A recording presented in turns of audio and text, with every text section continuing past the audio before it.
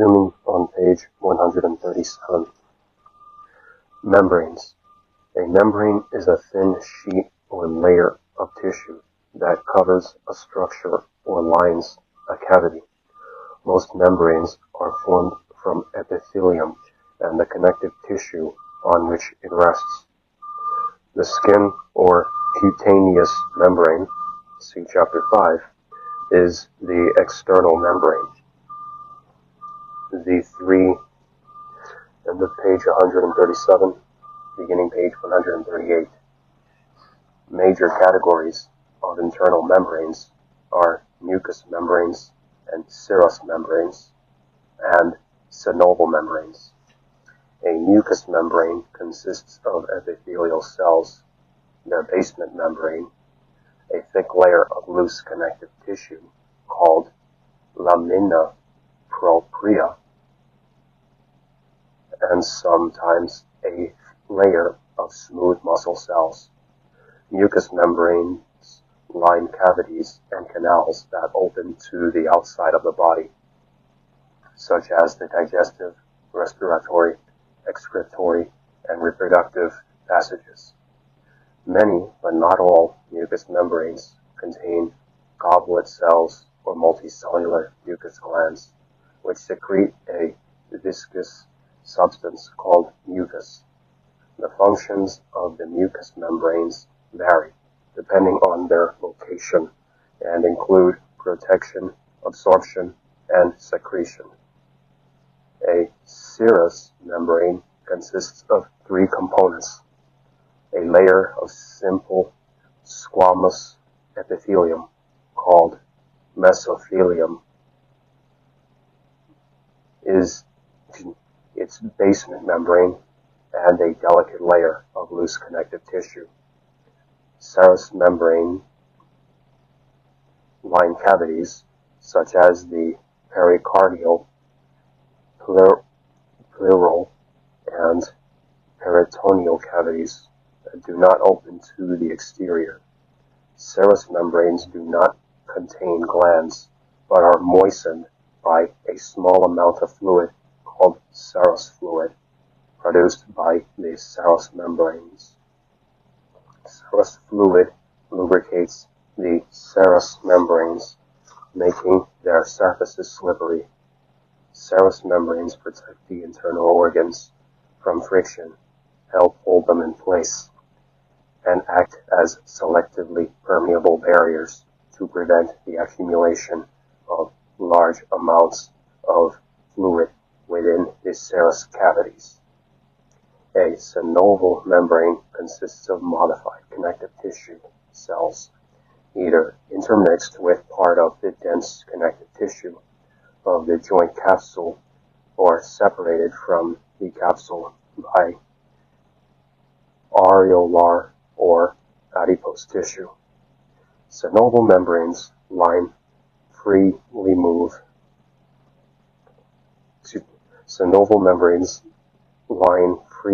movable joints. See chapter 8.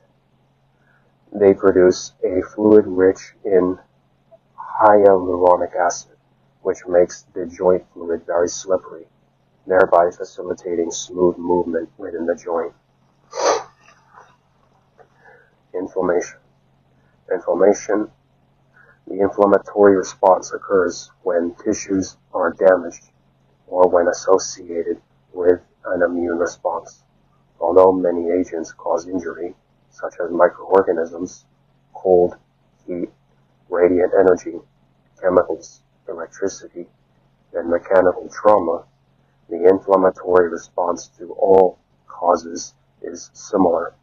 The inflammatory response mobilizes the body's defenses, isolates and destroys microorganisms and other injurious agents, and removes foreign materials and damaged cells so that tissue repair can proceed. See chapter 22.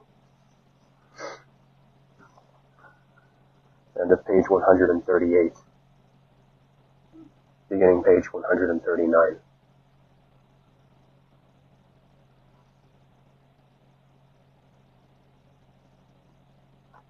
There's some notes for figure 4.8, so I will read them.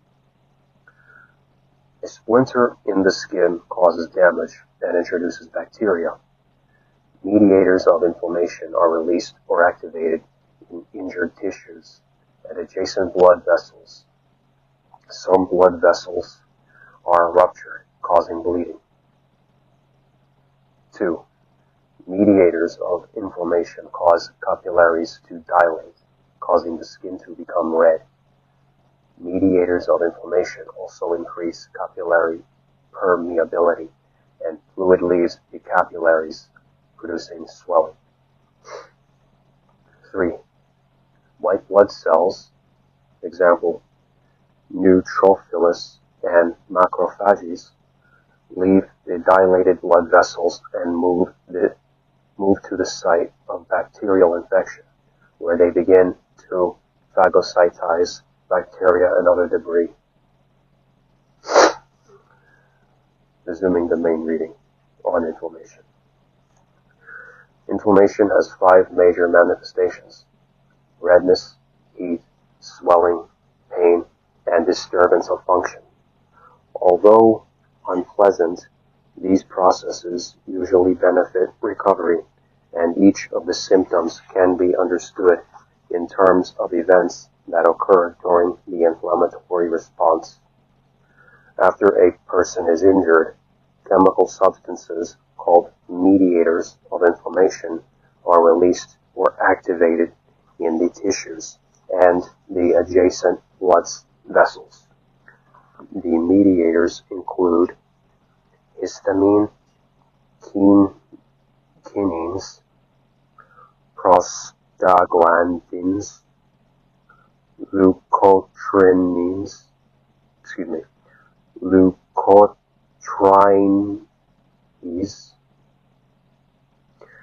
spelled Leukotrienes, and others. Some mediators induce dilation of blood vessels and produce redness and heat. Dilation of blood vessels is beneficial because it increases the speed with which white blood cells and other substances important for fighting infections and repairing the injury arrive at the site of injury.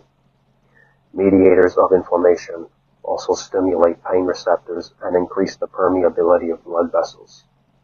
The increased permeability allows the movement of materials such as clotting proteins and white blood cells out of the blood vessels and into the tissue, where they can deal directly with the injury.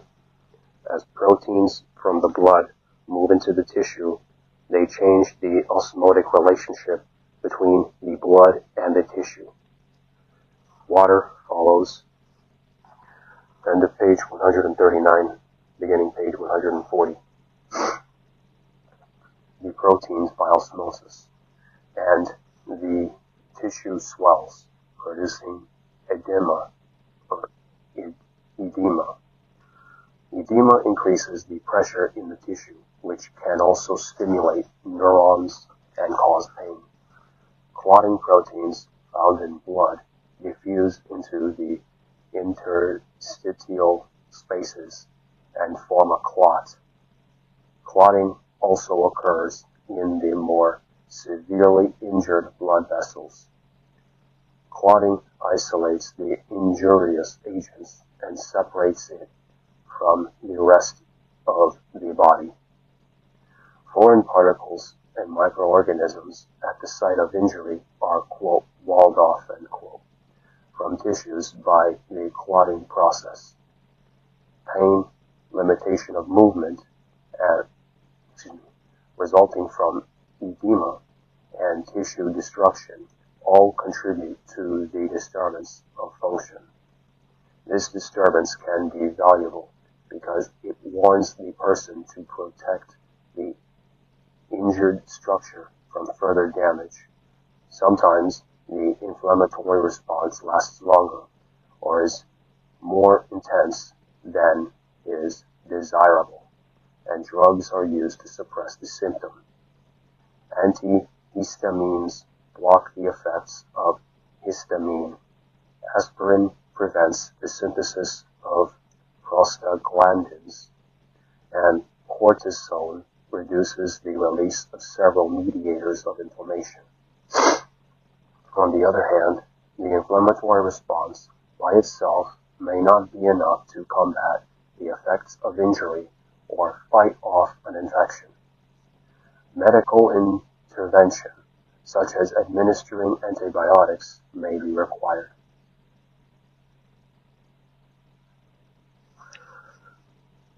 Chronic inflammation. When the agent responsible for an injury is not removed, or if interference occurs with the process of healing, the inflammatory response persists and is called chronic inflammation. For example, a lung infection can result in a brief period of inflammation, followed by repair, but a prolonged infection causes chronic inflammation, which results in tissue destruction and permanent damage to the lung. Chronic inflammation of the stomach or small intestine may result in an ulcer. Prolonged infections, prolonged exposure to irritants, such as silica in the lung, or abnormal immune responses can result in chronic inflammation. White blood cells invade areas of chronic inflammation, and ultimately, healthy tissues are destroyed and replaced by a fibrous connective tissue, which is an important cause of the loss of organ function. Chronic inflammation of the lungs, the liver, the kidney, or other vital organs can lead to death. Tissue repair. Tissue repair is the substance of viable cells for dead cells, and it can occur by regeneration or replacement. In regeneration, the new cells are the same type as those that were destroyed, and normal function is usually restored. In replacement, a new type of tissue develops that eventually causes scar production and the loss of some tissue function. Most wounds heal through regeneration and replacement. Which process dominates depends on the tissues involved and the nature and extent of the wound. Cells are classified into three groups: labile, stable, or permanent cells, according to their ability to regenerate. Labile cells, including cells of the skin, mucous membranes, and hemopoietic and lymphatic tissues, continue to divide throughout life. Damage to these cells can be repaired completely by regeneration. Stable cells, such as the cells of connective tissues and glands, including the liver, pancreas, and endocrine glands, do not divide after growth ceases, but they retain the ability to divide and are capable of regeneration in response to injury. Permanent cells have very limited ability to replicate, and, if killed, are usually replaced by a different type of cell. Neurons fit into this category, although neurons are able to recover from damage. If the cell body of a neuron is not destroyed, most neurons can replace a damaged axon or dendrite. But if the neuron cell body is destroyed, the remainder of the neuron dies. Some undifferentiated cells of the central nervous system can undergo mitosis and form functional neurons, although the degree to which mitosis occurs and its functional significance is not clear. Undifferentiated cells of skeletal and cardiac muscles also have very limited ability to regenerate in response to injury, although individual skeletal and cardiac muscle cells can repair themselves. In contrast, smooth muscle readily regenerates following injury. Skin repair is a good example of tissue repair. The basic pattern of the repair is the same as for other tissues, especially ones covered by epithelium. If the edges of the wound are close together, such as in a surgical incision, the wound heals by a process called primary union or primary intention. If the edges are not close together, or if extensive loss of tissue has occurred, the process is called secondary union or secondary intention. In primary union, the wound fills with blood and a clot forms. See Chapter 19. A clot contains a thread-like protein, fibrin, which binds the edges of the wound together. The surface of the clot dries to form a scab, which seals the wound and helps prevent infection. An inflammatory response induces vasodilation and brings more blood cells and other substances to the area. Blood vessel permeability increases, resulting in edema. Fibrin and blood cells move into the wounded tissues because of the increased vascular permeability. Fibrin isolates and walls off microorganisms and other foreign matter. Some of the white blood cells that move into the tissue are phagocytic cells called neutrophils. They ingest bacteria, thus helping fight infection, and they ingest tissue debris and clear the area for repair.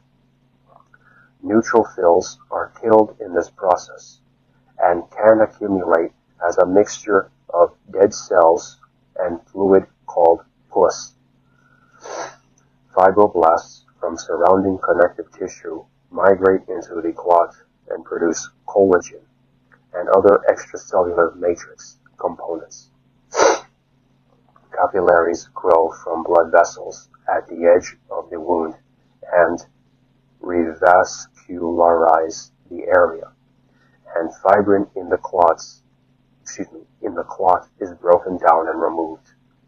The result is the replacement of the clot by a delicate connective tissue called granulation tissue, which consists of fibroblasts, collagen, and capillaries.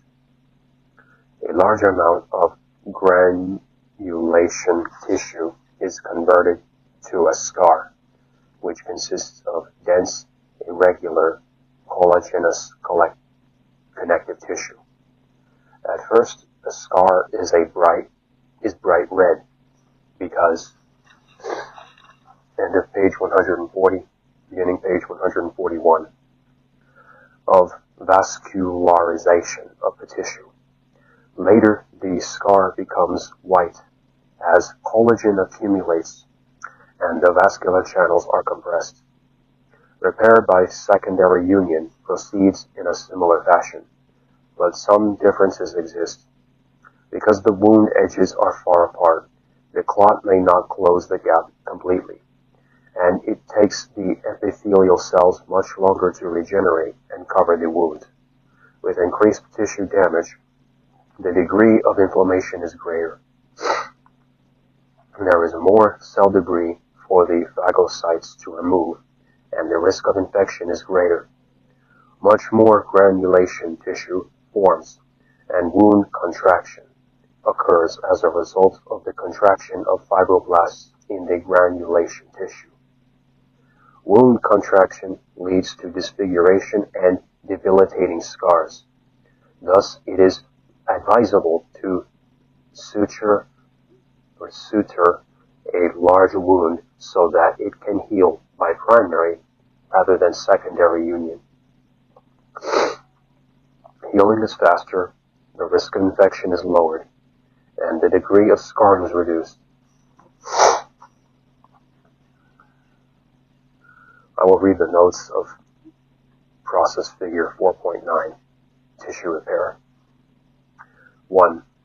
A fresh wound cuts through the epithelium, epidermis, and underlying connective tissue, dermis, and a clot forms. 2. Approximately 1 week after the injury, a scab is present, and epithelium, new epidermis, is growing into the wound. 3. Approximately 2 weeks after the injury, the epithelium has grown completely into the wound, and granulation tissue has formed. 4. Approximately 1 month after the injury, the wound has completely closed. The scab has been sewed, and the granulation tissue is being replaced with dermis. The end of page 141. Beginning page 142.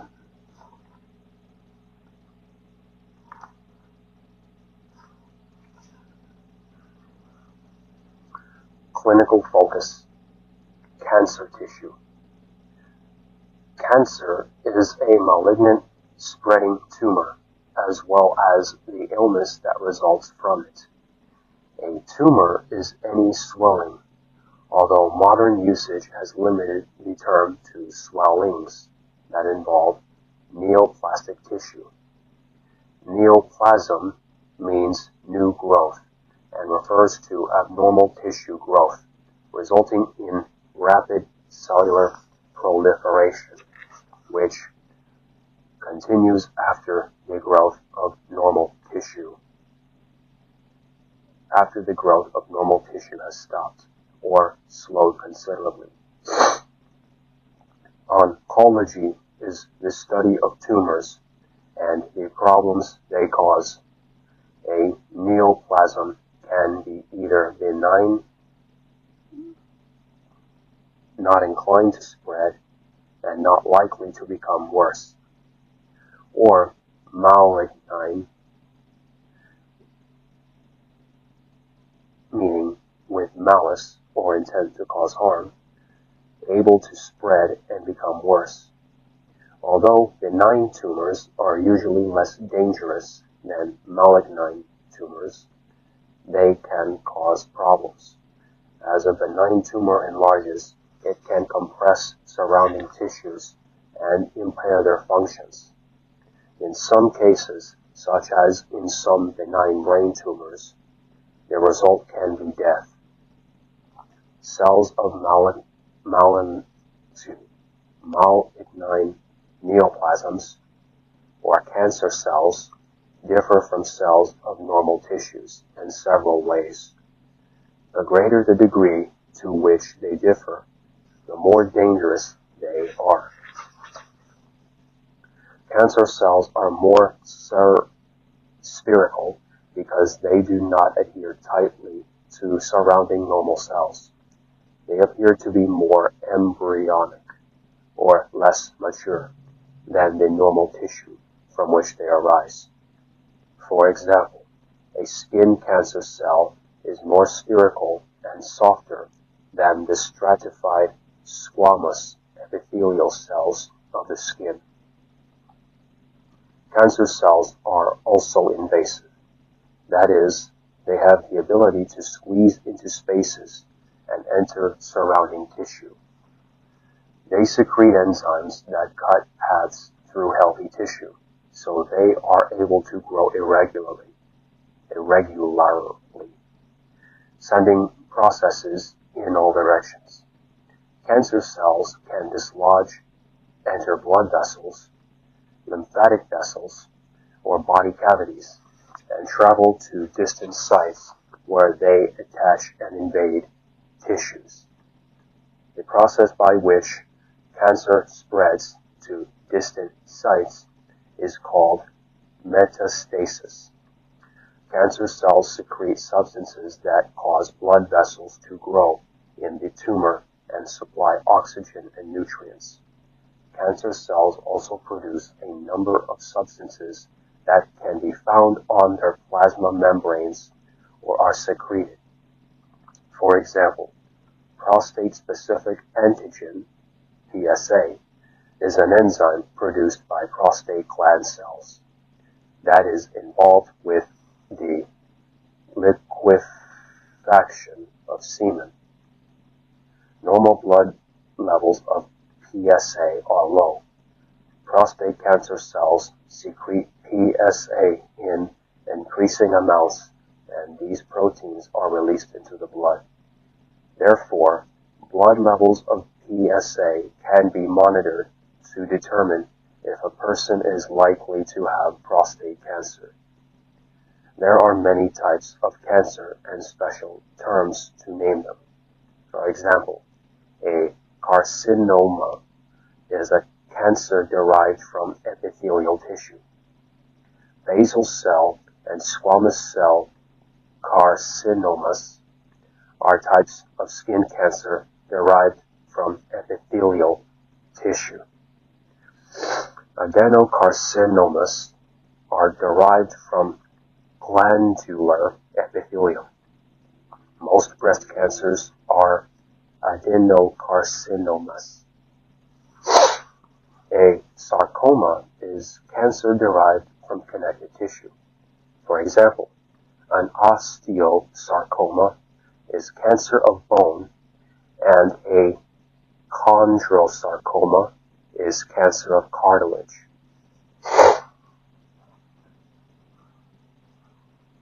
Cancer therapy concentrates primarily on trying to confine and then kill the malignant cells. This goal is accomplished currently by killing the tissue with X-rays or lasers, by removing the tumor surgically, or by treating the patient with drugs that kill rapidly dividing cells or reduce the blood supply to the tumor. The major problem with current therapy is that some cancers cannot be removed completely by surgery or killed completely by X-rays or laser therapy. These treatments can also kill normal tissue adjacent to the tumor. Many drugs used in cancer therapy kill not only cancer tissue, but also other rapidly growing tissues, such as bone marrow, where new blood cells are produced, and the lining of the intestinal tract. These tissues can result in anemia caused by the lack of red blood cells, and nausea caused by the loss of the intestinal lining. A newer class of drugs eliminate these unwanted side effects.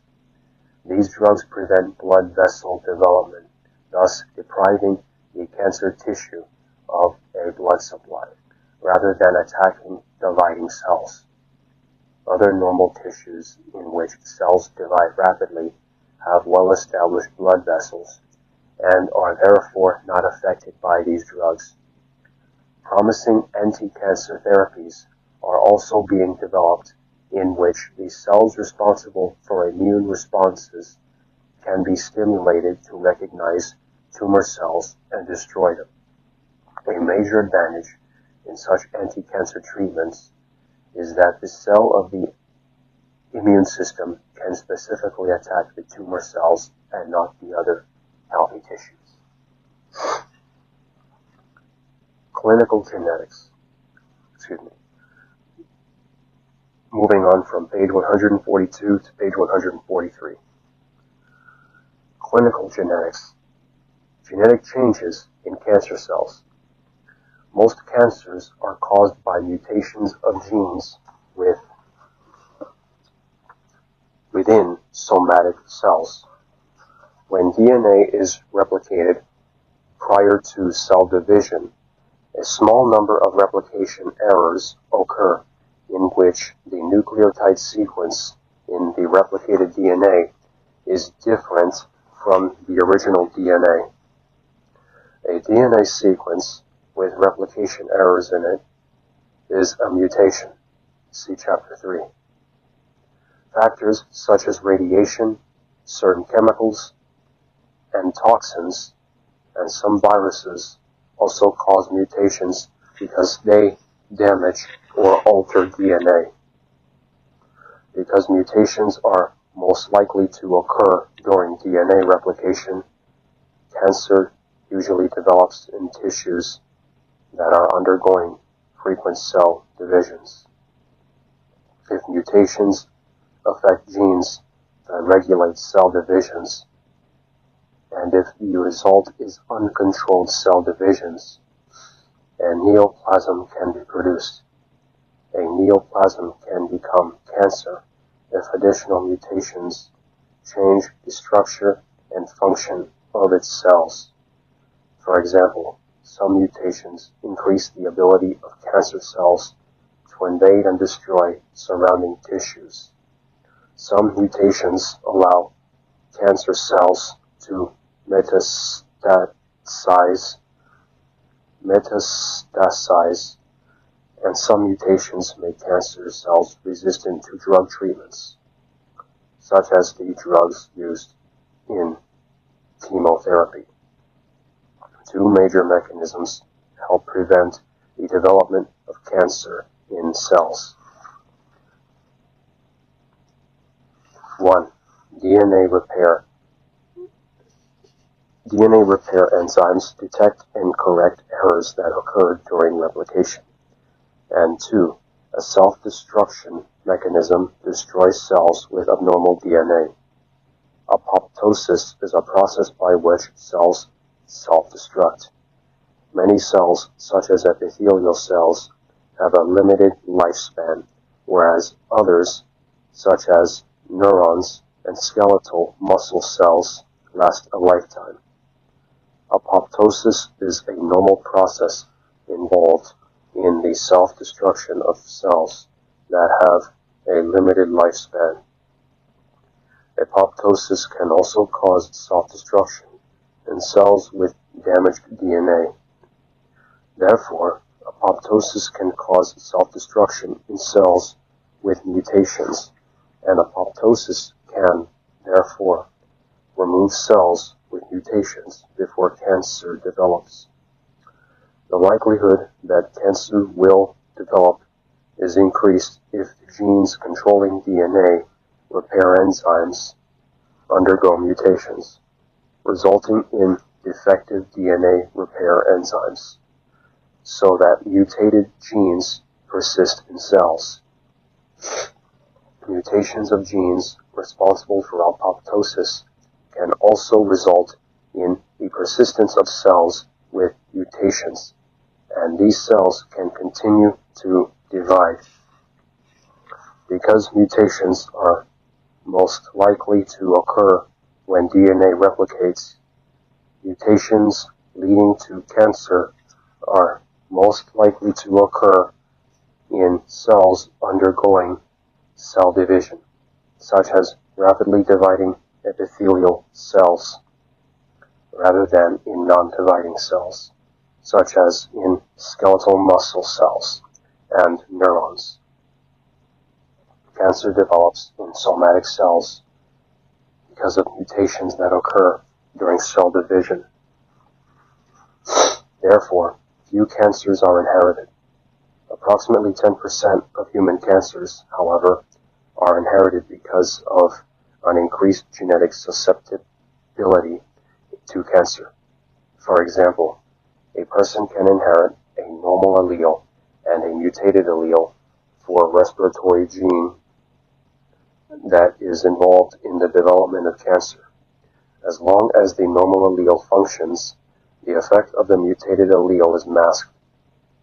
However, if the normal allele mutates during cell division of a somatic tissue, expression of the allele involved in the development of cancer can be expressed.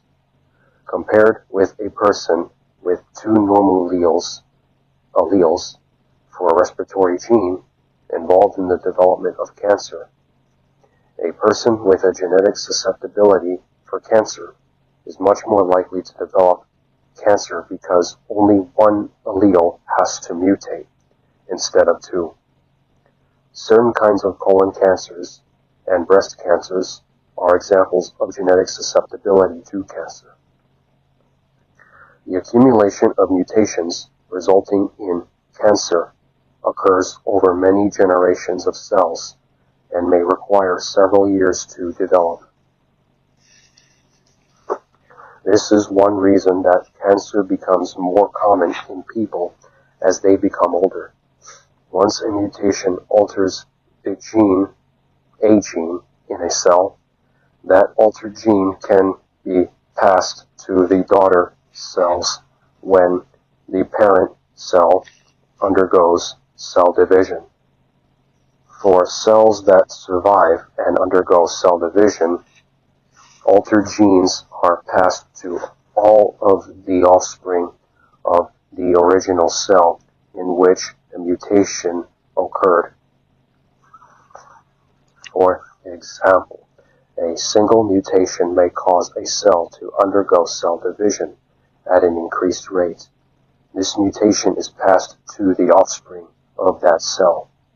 Another mutation may occur in one of these cells, and it, along with the original mutation, is passed to its offspring. In this fashion, mutations responsible for the development of cancer accumulate in cells. Therefore, cancer is polygenic. See Chapter 3. Some genes promote cell division, whereas others suppress it. Genes that promote cell division are called proto-oncogenes. Mutations in proto-oncogenes can give rise to abnormal regulatory genes called oncogenes, which increase the rate of cell division. Oncogenes can code for growth factors, growth factor receptors, or chemical signals that control cell divisions.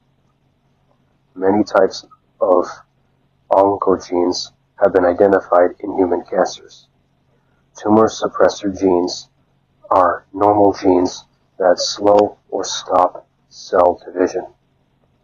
Mutations that delete or inactivate tumor suppressor genes can also increase the rate of cell division by taking off the brakes, so to speak, of the processes that promote cell division. Many altered tumor suppressor genes have been identified in human cancer cells. Additional mutations cause the structure and functions of the cancer cells to differ from those of normal cells. For example, these mutations increase the ability of cancer cells to invade and destroy tissues and to metastasize.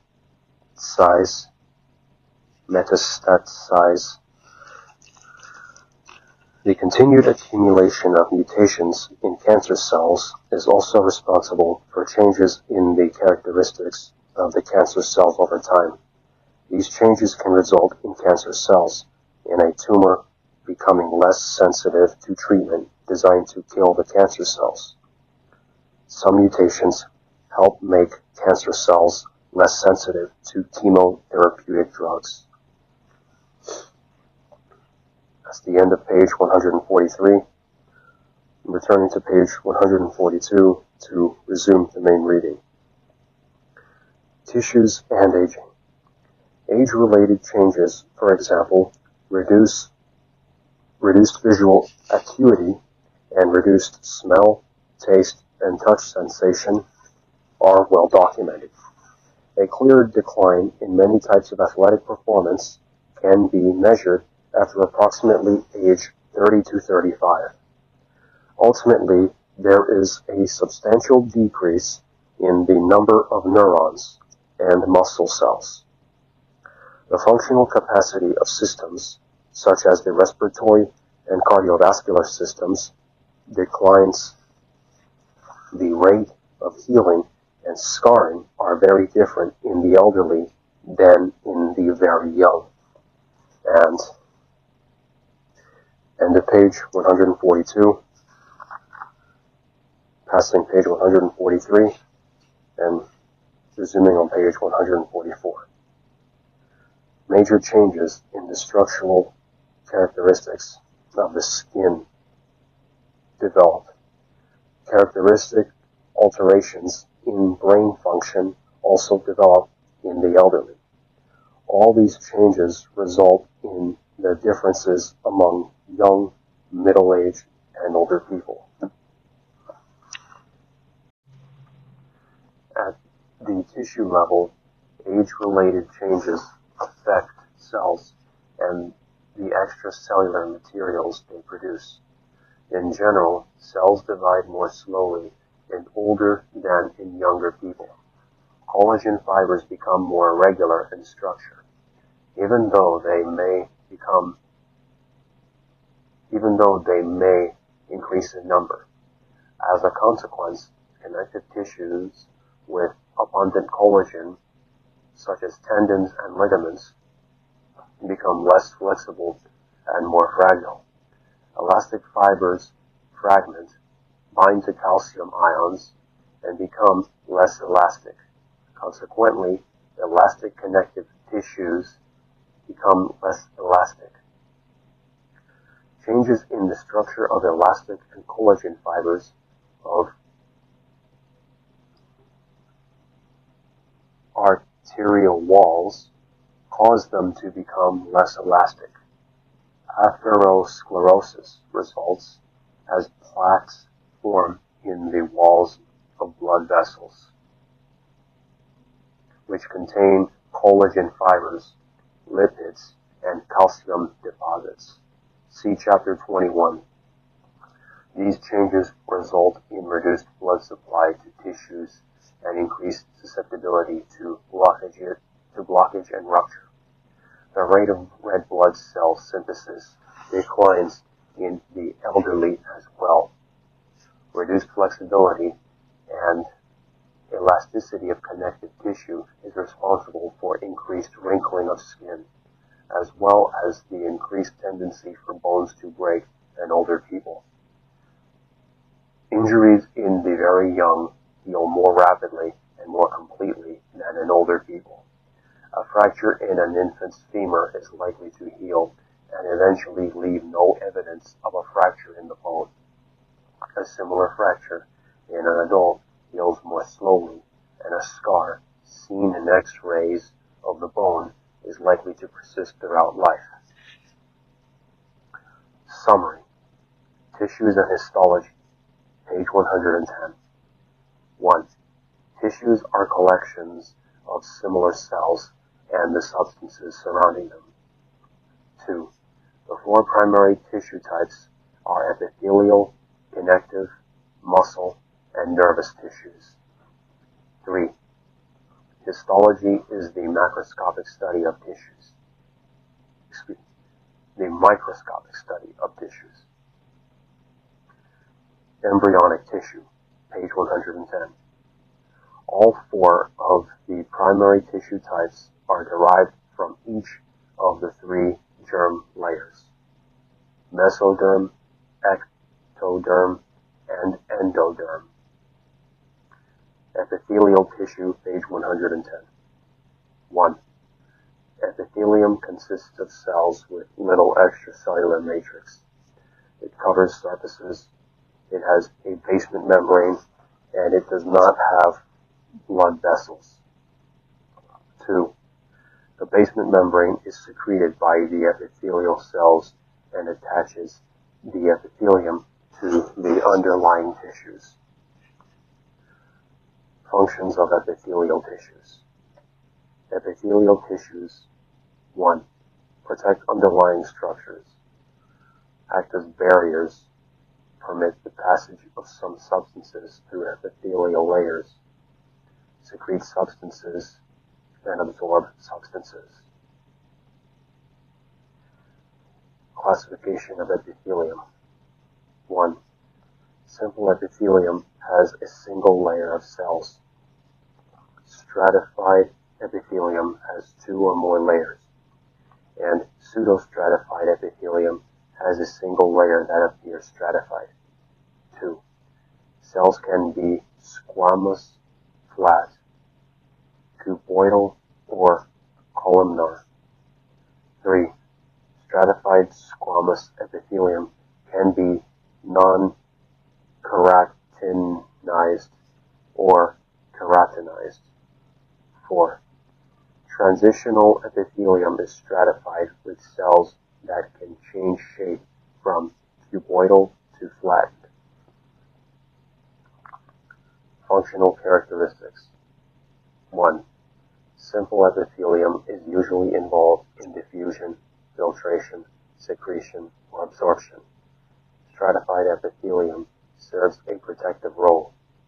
Squamous cells function in diffusion and filtration. Cuboidal or columnar cells with a larger cell volume that contains many organelles secrete or absorb. 2. The smooth free surface reduces friction. Mesothelium and endothelium. Microvilli increase absorption.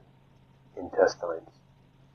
And cilia move materials across the free surface. Respiratory tract and uterine tubes. Transitional epithelium has a folded surface that allows the cell to change shape, and the number of cells making up the epithelial layers changes. 3. Cells are bound together mechanically by glycoproteins, desmosomes, and the zonulae adherens, and to the basement membrane by hemidesmosomes. The zonulae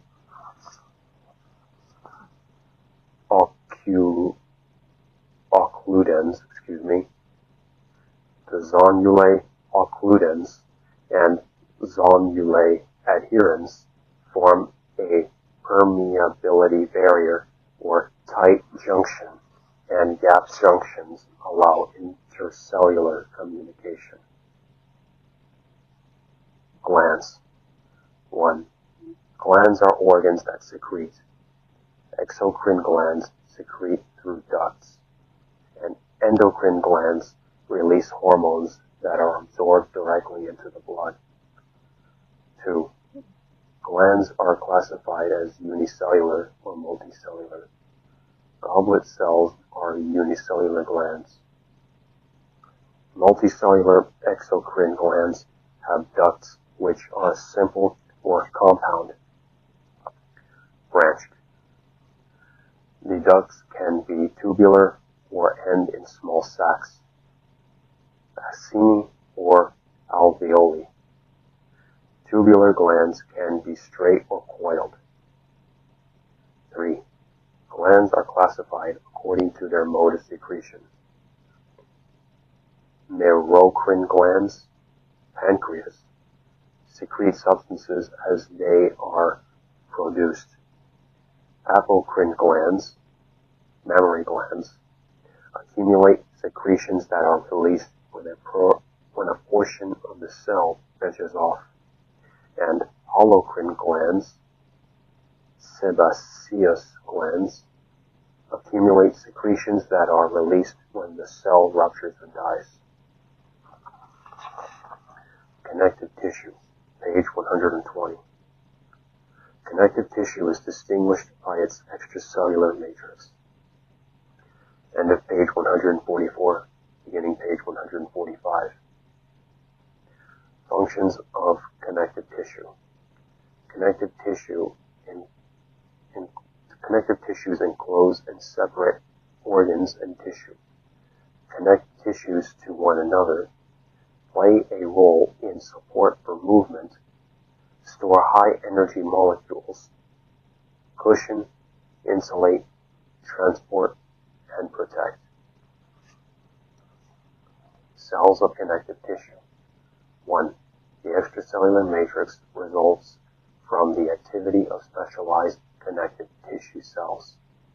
In general, blast cells form the matrix. Site cells maintain it, and clast cells break it down.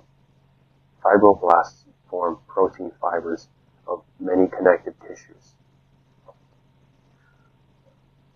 Osteoblasts form bone, and chondroblasts form cartilage. 2. Adipose, fat cells. Mast cells, white blood cells, macrophages, and mesenchymal cells, or stem cells, are commonly found in connective tissue. Extracellular matrix. 1. The extracellular matrix of connective tissue has protein fibers, ground substance, and fluid as major components. 2. Protein fibers of the matrix have the following characteristics. Tropocollagens are linked together to form collagen fibrils, which are joined to form collagen fibers. The collagen fibers resemble ropes. They are strong and flexible or resist stretching. Reticular fibers are fine collagen fibers that form a branching network that supports other cells and tissues. Elastin fibers have a structure similar to that of a spring. After being stretched, they tend to return to their original shape. 3. Ground substance has the following as major components. Hyaluronic acid makes fluid slippery. Proteoglycan aggregates trap water, which gives tissues the capacity to return to their original shape when compressed or deformed. Adhesive molecules hold proteoglycans together and to plasma membranes. Classification of connective tissue. Connective tissue is classified according to the type of protein and the proportions of protein, ground substance, and fluid in the matrix. Embryonic connective tissue. Mesenchyme arises early. It consists of irregularly shaped cells and abundant matrix, and gives rise to adult connective tissue. Adult connective tissue. 1. Loose connective tissue. Loose, or areolar connective tissue, has many different cell types and a random arrangement of protein fibers with space between the fibers. This tissue fills spaces around the organs and attaches the skin to underlying tissues. 2. Dense connective tissue.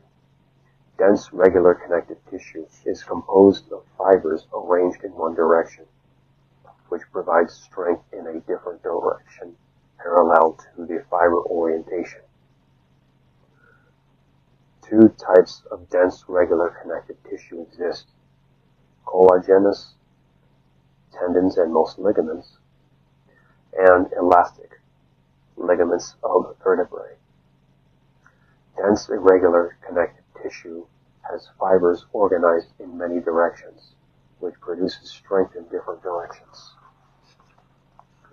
2 types of dense irregular connective tissue exist: collagenous, capsules of organs and dermis of skin, and elastic, large arteries. 3. Connective tissue with special properties. Adipose tissue has fat cells, adipocytes, filled with lipid and very little extracellular matrix, a few reticular fibers. Adipose tissue functions as energy storage, insulation, and protection. Adipose tissue can be yellow, in parentheses, white, in parentheses, or brown. Brown fat is specialized for generating heat. Reticular tissue is a network of reticular fibers and forms the framework of lymphoid tissue, bone marrow, and the liver. Hemipoietic tissue, or red bone marrow, is the site of blood cell formation, and the yellow bone marrow is a site of fat storage. 4. Cartilage. Cartilage has a relatively rigid matrix composed of protein fibers and proteoglycan aggregates. The major cell type is the chondrocyte, which is located within lacunae. Hyaline cartilage has evenly dispersed collagen fibers that provide rigidity with some flexibility. Examples include the costal cartilage, the covering over the ends of bones in joints, the growing portion of long bones, and the embryonic skeleton. Fibrocartilage has collagen fibers arranged in thick bundles. It can withstand great pressure, and it is found between vertebrae, in the jaw and in the knee. Elastic cartilage is similar to hyaline cartilage, but it has elastin fibers. It is more flexible than hyaline cartilage. It is found in the external ear. 5. Bone. Bone cells, or osteocytes, are located in lacunae that are surrounded by a mineralized matrix. Hydroxyapatite that makes bone very hard. Cancellous bone has spaces between bony trabeculae, and compact bone is more solid. 6. Blood and hemopoietic tissue. Blood cells are suspended in a fluid matrix. Hemopoietic tissue forms blood cells. Muscle tissue, page 134. 1. Muscle tissue has the ability to contract. 2. Skeletal, striated, voluntary muscle attaches to bone and is responsible for body movement. Skeletal muscle cells are long, cylindrically shaped, with many peripherally located nuclei. 3. Cardiac, striated, involuntary muscle cells are cylindrical, branching cells with a single central nucleus. Cardiac muscle is found in the heart and is responsible for pumping blood through the circulatory system. 4. Smooth. Smooth, non-striated, involuntary muscle forms the walls of hollow organs, the iris of the eye, and other structures. Its cells are spindle-shaped with a single central nucleus.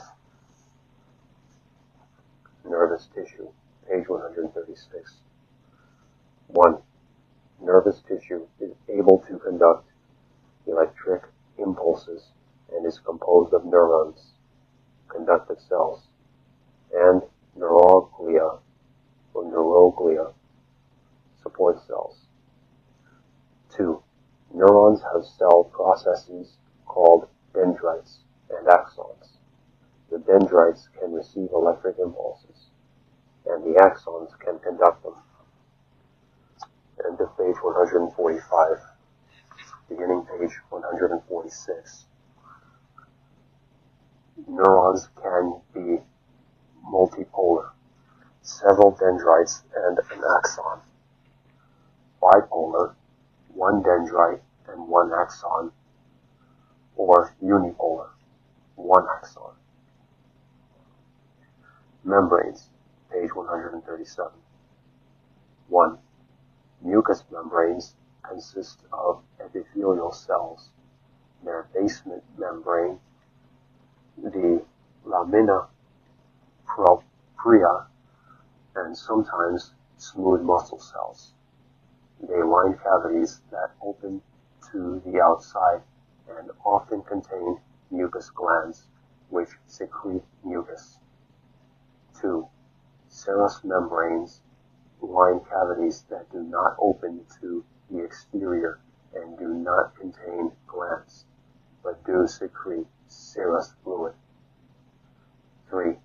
Synovial membranes are formed by connective tissue and line joint cavities. Inflammation, page 138. 1. The function of the inflammatory response is to isolate injurious agents from the rest of the body and to attack and destroy the injurious agents. 2. The inflammatory response produces 5 symptoms: redness, heat, swelling, pain, disturbance of function. Tissue repair, page 140. 1. Tissue repair is the substitution of viable cells for dead ones. Tissue repair occurs by regeneration or replacement. Labile cells divide throughout life and can undergo regeneration. Stable cells do not ordinarily divide after growth is complete, but can regenerate if necessary. Permanent cells cannot replicate. If killed, permanent tissue is repaired by replacement. 2. Tissue repair by primary union occurs when the edges of the wound are close together. Secondary union occurs when the edges are far apart. Tissue and aging, page 142. 1. Age-related changes in tissues result from reduced rates of cell division and changes in the extracellular fibers. 2. Collagen fibers become less flexible and have reduced strength. 3. Elastic fibers become fragmented and less elastic. That is the end of the summary on page 146. There is review and comprehension questions, which I will skip, and that continues into page 147. And there is a critical thinking section which goes into page 148. So I will skip all that, and I intend to resume the next part on page 149, which begins chapter 5, the integumentary system.